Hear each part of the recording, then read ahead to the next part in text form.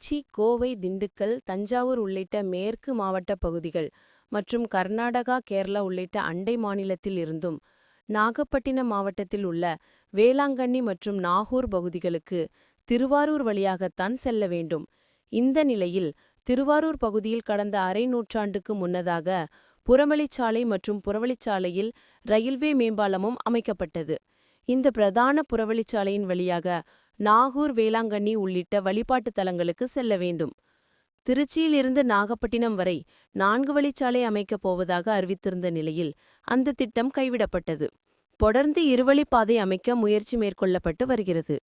ஒவ்வொரு நாளும் திருவாரூர் புறவழிச்சாலை வழியாக கேரளா, கர்நாடகா உள்ளிட்ட அண்டை மாநிலங்களில் இருந்தும் கோவை, திருச்சி உள்ளிட்ட பெருநகரங்களில் இருந்தும் ஆயிரக்கணக்கான வாகனங்கள் வேளாங்கண்ணி மற்றும் நாகூர் பகுதிகளுக்கு சென்று வருகின்றது.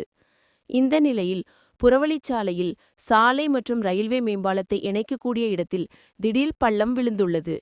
இந்த நிலையில் இன்று காலை முதல் அந்த இடத்தில் போக்குவரத்து பாதிப்பு ஏற்பட்டு வருகிறது.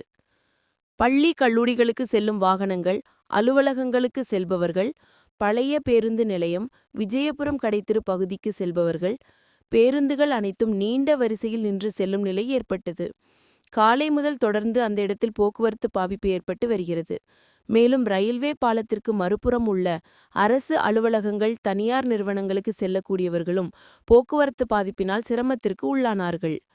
போக்குவரத்து காவலர்கள் இருந்தும் அரசு பேருந்து உள்ளிட்ட வாகனங்கள் சாலை விதிகளை மீறி சென்று வருவதால் பொதுமக்கள் அச்சத்தில் உள்ளனர்.